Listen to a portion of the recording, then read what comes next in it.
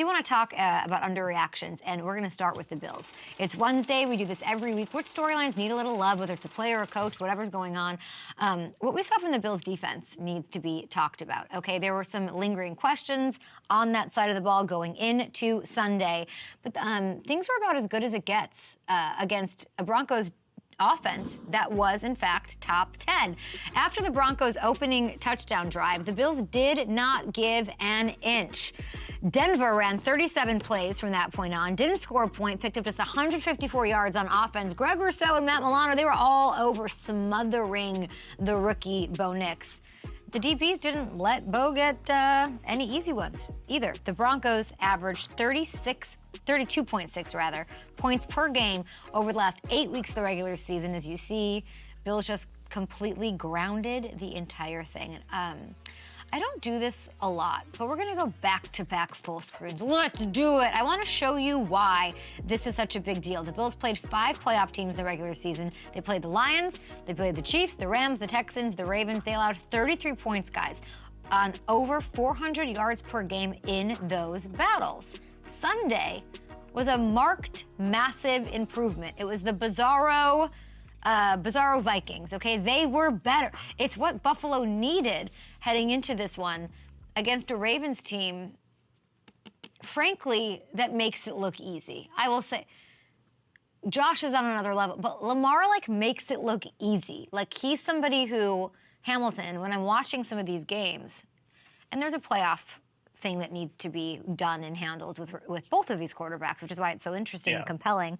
If we look at the human aspect in the playoff, we're talking to Devontae Adams, why is it so different?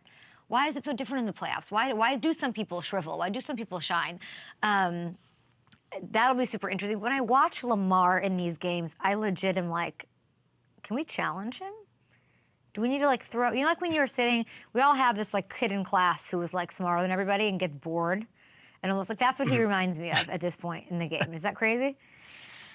With the way this offense is clicking, it took a little bit for them to fully kind of get up to speed with Derrick Henry and everything that comes with that. But with the way this offense is clicking, it has looked easy. I'm actually going to do a little Hammer Time breakdown later in the week on that too, and take a look at just the Lamar, Derrick Henry duo and why that is so hard to stop. And Todd Monken doing an awesome job scheming everything up as well. But yeah, it is going to be a tall order on Sunday for Buffalo for sure. Stressful game. Yeah. I'm ready for it. Oh, yeah. Bills fans are you were talking about us, and then you start talking about how great Lamar is. Well, both sides are great. You got to get over it. And speaking of these Ravens, and you're going to do this Hammer Time on this duo, Derrick Henry was amazing. Star of the show. It's probably why Lamar's I'm good. I got this guy. We're underreacting, though, to Lamar and the passing game because Zay Flowers is a big deal. I feel like we're not giving that enough credit. The question of how is he going to do this without him? He had over 1,000 yards. He had 116 targets. He was a volume machine. What's going to happen here? Well, what happened was everybody else stepped the F up on Saturday. Lamar, 8th game this year with 130-plus passer rating, 6 of 8 on third down, throwing strikes to Rashad Bateman, Isaiah Likely. We put Likely on your map, people. We told you he'd go off. Even Anthony Miller with 3 huge catches. Bears fans, yes, that Anthony Miller. He had 1 NFL catch in the last 3 years. And then all of a sudden, big plays, big moments, here he is. Truly amazing. And I just want to make sure that we see the Derrick Henry, we love the Derrick Henry, but we're not losing the Anthony Millers of it all, okay? Will we see Zay back at it in Buffalo? Let's take a listen to John Harbaugh. Yeah, that's in we'll see mode. He's working hard to get back, and we'll see toward the end of the week if he's practicing, and he could play without practicing for sure if he feels healthy enough and if it's safe for him. We'll see. I'm hoping he's out there. Lamar's line for passing yards, by the way, at FanDuel Sportsbook is 225.5 right now. Have some fun. Get your bets in over there. I have a feeling that moves throughout the week as we learn about Zay Flowers' 116 target status for this one. Finally, everybody was focused on Justin Herbert and Derek Stingley and the interceptions and Ladd's record-setting day. Are we collectively underreacting to Nico Collins and what he did in that win over the Chargers? I say yes. And really just what an incredible season he's having. And really just what an incredible decision it was by Nick Caserio to pay this man. He had 7 catches for 122 yards and a score. No other Texans receiver had more than 34 yards on the day. He's so fun to watch. He played running back. He's hard to tackle. He'll run through people. He is no fun for a defense. No fun. And he's fast too at that size. It's crazy. Man, just don't let the ball get in his hands, because look at that. It's taking 6 dudes to take him down. These highlights are so fun.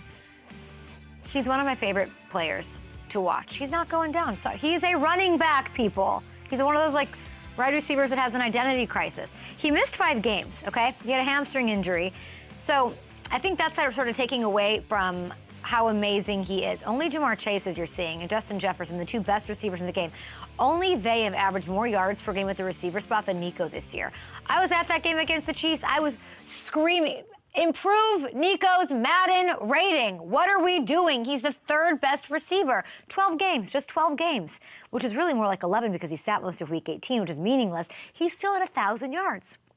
He's still at 7 touchdowns. He's also averaging 95 yards per game in 3 career playoff games. He's an absolute star. And if they're going to pull up the upset in Kansas City, he, mark my words, will be a huge reason why.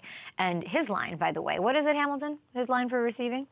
One of my favorite players to watch, Mr. Running Back, who trots around like a wide receiver. 2.5 yards. That's actually up. It was 80.5 yesterday. It's up to 82.5 this morning. Probably after the odds makers heard your case. I'm a sharp. I think I move. I don't even know what that means, if that's like an appropriate thing to say. Is that a good, that's something, I don't know. I actually texted Hamilton because I was tweeting that I'm a sharp. And I was like, am I going to get in trouble for saying this? Because I'm clearly not. And like, do people know what sharps are? And like, what? I don't know anything about it. All I know is I'm a big deal with my parlays. And I'm,